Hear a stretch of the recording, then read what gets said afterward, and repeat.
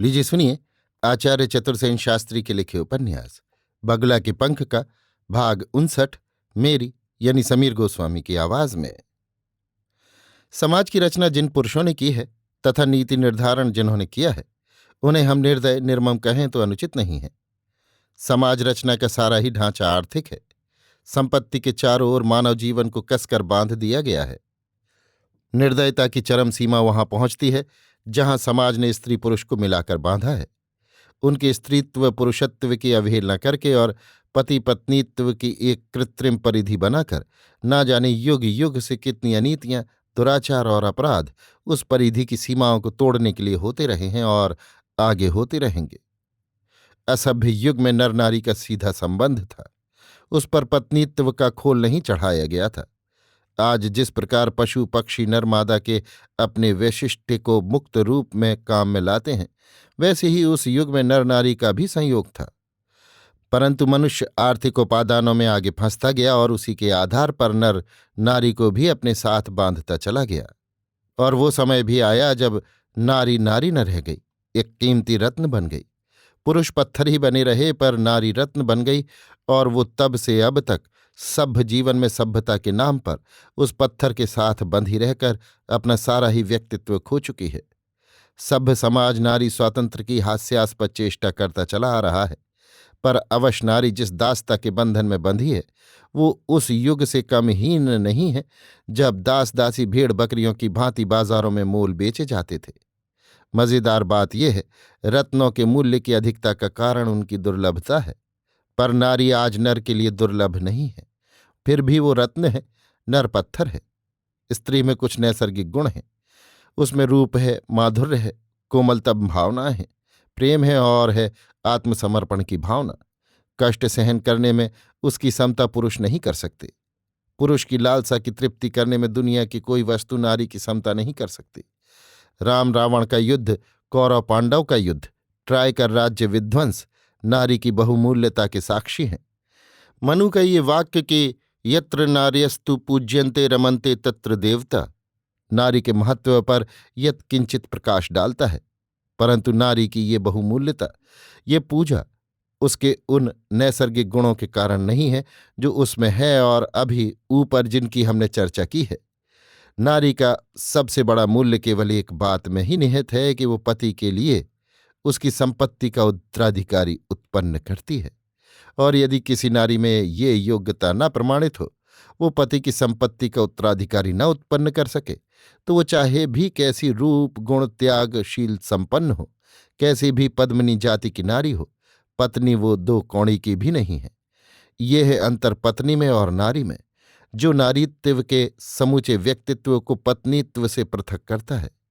पत्नीत्व के साथ ही एक और दूसरा गुण है जो नारी का नहीं, पत्नी का ही सद्गुण है, वो है सतीत्व अथवा पतिव्रत।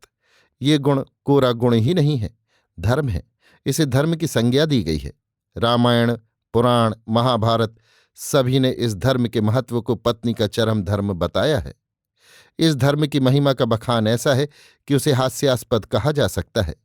एक पतिव्रता पत्नी अपने कोढ़ी पति को कंधे पर चढ़ाकर उसकी काम वासना की पूर्ति के लिए एक वेश्या के पास ले जा रही थी कि किसी सूली पर लटकते हुए महात्मा ने उसे शाप दिया कि वो सूर्योदय के साथ ही विधवा हो जाएगी। बस सती पतिव्रता के प्रताप से उस दिन सूर्योदय ही नहीं हुआ, संसार अंधेरे में डूब गया। तब सारे देवताओं ने सती की चिरौरी की। अब शाप मुक्त होकर सती ने सूर्य को उदय होने की आज्ञा दी। पति सेवा में रत एक दूसरी पतिव्रता ने ऐसे महात्मा को भिक्षा के लिए देर तक खड़े रखा जिसने दृष्टि मात्र से चिड़िया को मार दिया था। उसे ऐसी दिव्य दृष्टि प्राप्त थी कि वो महात्मा की इस सामर्थ्य को भी जान गई थी और महात्मा के क्रुद्ध होने पर व्यंग करना नहीं भूली। अब आप इस सतीत्व या पतिव्रत धर्म का मिलान कीजिए हमारे पूर्वोक्त उस कथन से, जहाँ नारीत्व को पत्नीत्व से पृथक किया गया है और पत्नी के सब शील गुणों के ऊपर, सब योग्यताओं के ऊपर है पति की संपत्ति के उत्तराधिकारी को उत्पन्न करने की योग्यता। हकीकत यह है कि यहाँ पति की संपत्ति का उत्तराधिकारी होना चाहिए 100% पति का ही पुत्र। पति की संपत्ति यदि किसी ऐसे पुत्र को चली जाए जिसमें 1% भी संदेह हो कि ये दूसरे पुरुष के वीर्य से उत्पन्न हुआ हो सकता है, तो उत्तराधिकार और दाय भाग का समूचा ही हिंदू कानून, जिसकी बहुत सावधानी से व्याख्या धर्मशास्त्रों में की गई है, गड़बड़ में पड़ जाए। स्वोपार्जित संपत्ति पुरुष की सर्वोपरि वस्तु है। पुरुष जीती जी उसे स्वेच्छा से भोग करने का अधिकार रखता है। उसे वैश्या को दे सकता है, शराबखोरी जुए में बर्बाद कर सकता है, परंतु मरने के बाद वो केवल उसी के वीर्य से उत्पन्न पुत्र को ही मिलनी चाहिए। यही हिंदू उत्तराधिकार कानून है। यही हिंदू धर्मशास्त्रों की मीमांसा है। पत्नी को यदि बाहर के संसार की हवा लग जाए तो किसी पर पुरुष से उसका संपर्क हो जाने का भय है। इसलिए पत्नी पर बहुत बहुत सामाजिक बंधन है। वो कोरी पति की पतिव्रता पत्नी ही नहीं है, परिवार में किसी की भाभी, देवरानी, जेठानी, चाची, ताई आदि भी है। ये सारे बंधन उसे कसकर पति के प्रति सतीत्व से बांधे हुए हैं।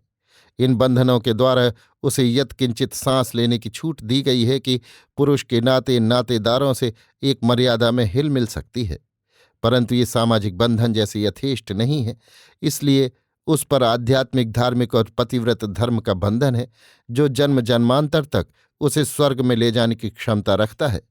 उसका ये पतिव्रत धर्म केवल पति के जीवित रहने तक ही सीमित नहीं है, पति के मर जाने पर भी कायम है, जब तक कि वो स्वयं न मर जाए। पति के मर जाने पर भी उसे मृत पति की पतिव्रता विधवा रहना चाहिए। ये उसका सबसे श्लाघनीय पत्नी धर्म है। एक बात और, ये पुत्र नाम का पदार्थ, जिसे माता नैसर्गिक रूप से अपना आत्मज, अपने अंग से उत्पन्न समझकर, अपनी संतान समझकर अत्यंत त्यागपूर्ण स्नेह और ममता से लालन पालन करती है, वो माता का पुत्र नहीं है, पिता का पुत्र है। उसका स्वामी पिता है, माता नहीं।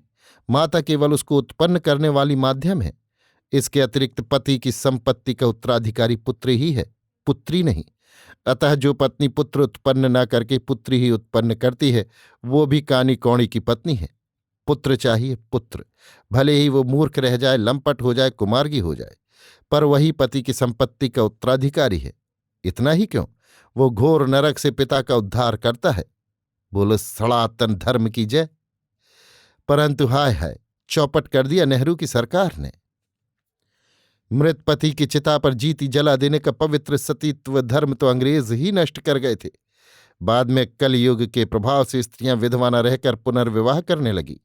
घर की चार दीवारी से बाहर आकर सबसे हंसने बोलने लगी। बस पतिव्रत धर्म का बेड़ा तो इस तरह डूबता ही चला गया।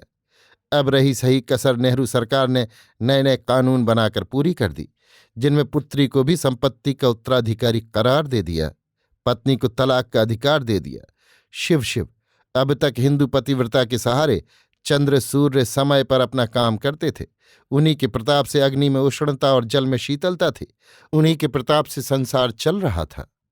अब पतिव्रता संसार में नहीं रहेगी तो निश्चय ही उद्जन बम और अणुबम शीघ्र ही संसार को खत्म कर देंगे। अणुबम और उद्जन बमों का प्रादुर्भाव, विश्वास कीजिए साहब, केवल पतिव्रत धर्म के लोप होने के कारण हुआ है। ठीक भी तो है, जब पतिव्रत धर्म ही न रहा तो दुनिया कहाँ रह सकती है। आप कहेंगे यार, ये लेखक तो बेपरकी उड़ाता है, दुनिया कहाँ गारत हो रही है। रूस वालों ने और अमेरिकनों ने देर से अणुबम और उद्जन बम बनाकर जरूर रख छोड़े हैं, पर वे उन्हें छोड़ते कहाँ हैं। लखनवी गुस्सा कर खम ठोक कर रह जाते हैं। इस पर मेरा कहना है, बंदा नवाज, ये भी सब पतिव्रत धर्म का प्रभाव है। अंग्रेजों ने सती का पवित्र धर्म रोक दिया और नेहरू सरकार ने पतिव्रत धर्म का बेड़ा गर्क कर दिया, तथा आजकल की नारी कोरी नारी ही रहना चाहती है। पतिव्रता पत्नी के धर्म की परवाह नहीं करती, पर फिर भी दुनिया से पतिव्रताओं का बीज नाश नहीं हुआ है। अभी भी पतिव्रत धर्म इस परम पवित्र भारत भूमि पर कायम है। मिसाल के लिए आप श्रीमती बुलाकी दास ही को ले लीजिए। गौर से देखिए, वे असल पतिव्रता हैं या नहीं। स्वीकार करता हूं, सोशल हैं, पढ़ी लिखी हैं, पर्दा नशीन हैं, पर बाहरी लोगों से हंस बोल लेती हैं, फिर भी वे पतिव्रता हैं। लाला बुलाकी दास का कद्दू के समान शरीर है, उम्र उनकी पिलपिली है। उनके लिए उनकी पत्नी केवल धर्म पत्नी ही है, अर्थात पूरे इत्मीनान से वो घर में धरी हुई है।